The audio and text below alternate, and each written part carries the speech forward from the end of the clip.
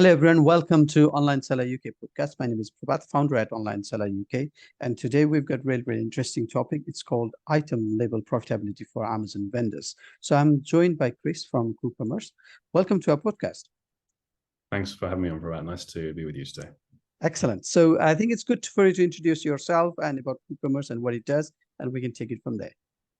Sure. So nice to meet you, everyone. My name's Chris. I run a software company called Khoo. We provide a cloud-based solution to help Amazon vendors process orders and shipments more efficiently. So if you find that you're spending a lot of time manually processing orders, creating shipments, lots of paperwork, then we have the solution for you. It's widely used across the UK, Europe, and North America. Really leading solution to help people save time and also improve their compliance with Amazon. So that's mainly what I do today. I'm on the sales side, going to warehouses, talking to people, getting them set up with systems to help accelerate that process for them.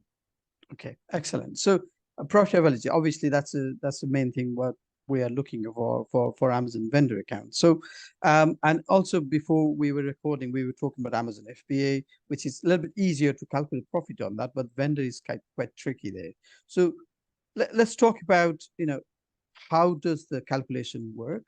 And then, is it easy, difficult? So I'll take it from there. Yeah, item level profitability is a really, really important topic for vendors to keep a focus on. As you correctly mentioned, there are some factors that make FBA, for example, a bit easier to work with, usually because your overheads and your margins are a bit more fixed and they're much easier to calculate. Amazon's got some really great built-in calculators. On the vendor side, they have actually added a net PPM dashboard, which is really important to be looking at. There's a lot of buzz at the minute about people keeping a track on that. And I'd really recommend people really dive into those dashboards. But essentially why it's important is that it's very easy to be seeing lots of sales and to be seeing lots of volume moving, but to not actually be making any money, or to be making loads of money on some product and not making money on other products. And from a business management angle, you might just see your sales going up, but your profit might be either doing the same, or it might be going up not quite at the same rate as your sales. So if your gross is going up, but your net isn't going up quite so much, and kind of scratching your head about it, then usually it's good to take some time to dig really into the item level data to examine which ones are doing well and which ones are doing not so well. Okay, so so with regards to this profitability of each item, so if say for example certain item is not profitable, and I'm assuming profitable to Amazon, is that right? Yeah, so on the vendor side, we're talking about your supply to Amazon's systems. There is obviously then another layer where they then send it onto the consumer on the retail side, and you get retail analytics. Not so much on that front. We're more on the stage before that, where you're supplying Amazon on that side, because there's a lot of costs that go into that metric as well. Would you like me to open them up and break them down? Yeah, please do. Please go ahead. So there's the most obvious thing that you think of if you think about profit is your buy price and then your sell price. So I buy for X, I sell for Y. That's one very crude way to calculate profit. It's probably the major factor that influences how much money you make and what your margin is. On top of that, the next big chunk will be the JBP. So that varies usually from 10 to even up to 25 to 30% per brand for a company. And that will include things like your co-op agreement, ancillary advertising, damages, if you've got the Vine program enabled and stuff like that, Pix program. It will be 1% here, 5% there, 3% on this. And every year that you go through terms negotiations, these percentages will get tweaked and shuffled a little bit, or they might try and add on another 0.5% here, add on another 2% of this. And that would then be the next major chunk that comes into the profitability.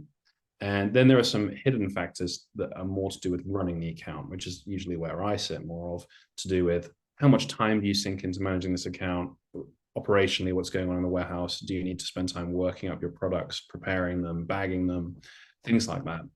Handling time, you can think of it like that, and that will also be impacting your margin. And they're also a little bit nebulous in some ways, because what you're trying to examine there is, well, I'm paying a warehouse this cost, but I'm also making money on this side. And is it overall making money for me? Is my account healthy? Is it working? And that's the kind of discussion I like to have with companies to really help them examine how well each product does for them.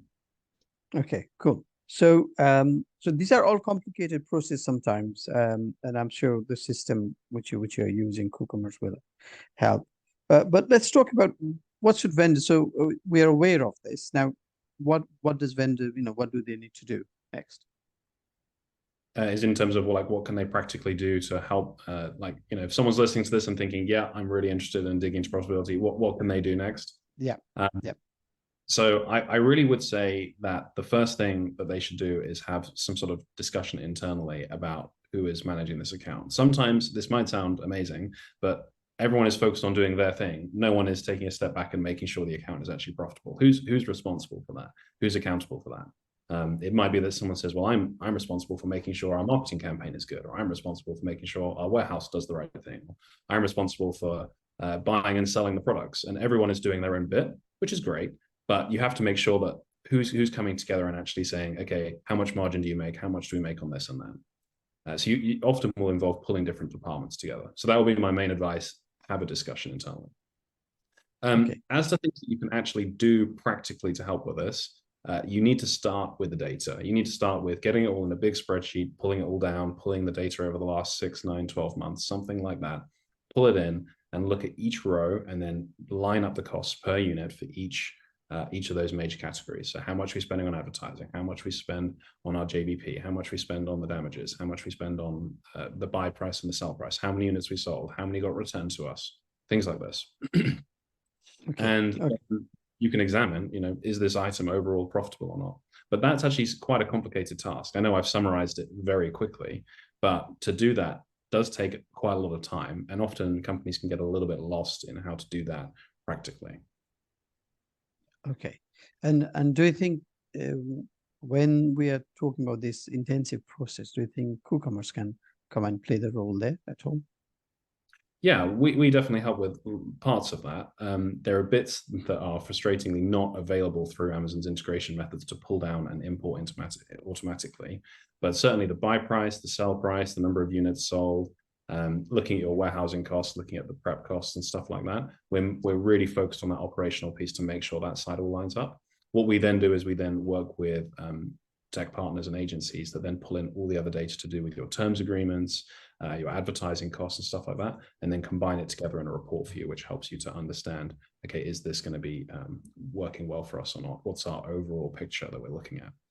One of the things that I was talking to a consultant about recently, I don't know if I can mention who it was actually or not on the podcast, but I'm happy to refer people on to him. Is he said what you can often do is say, hey, you're spending money on this program, like the Vine program, for example, but you're not really using it. You're not actually leveraging that to its full extent. So why don't you take that down and save the money and actually invest it into advertising? You may not change your overall terms, but you're not just wasting money on nothing. Or you can have the same thing with the Born to Run program. You know, you're paying 1% every year in your JVP for the Born to Run program, but you haven't launched a product in 18 months. So don't, you know, just take that out. Go to your negotiations and say, hey, you know, we don't really need the BTR program. Let's take that out. But let's put that same money into an advertising budget. And it might not mean that your overall percentage changes, or you can try and take it out, but trying to get Amazon to budge down on that will be difficult. But you might just say, let's just reshuffle that. And that's a very quick win that a company can do just by having a better feel and grasp of what it is they actually need. And maybe that comes back later in time. You say, let's take that down and let's reintroduce the program. Sure. It's all about building efficiency, which is the core of what you do, right? So, okay, good. So it's all good information and good talk. So thanks, Chris, for your time today. So you're also with us in AmoFest in October. It's a few months apart. So for the listeners who would want to talk to Chris directly and talk to you about vendor account, and sometimes it can be real case as well, bring up your account and maybe do a live audit in some way. So that's Chris will be there with us. That's in Brighton on 6th of October later this year.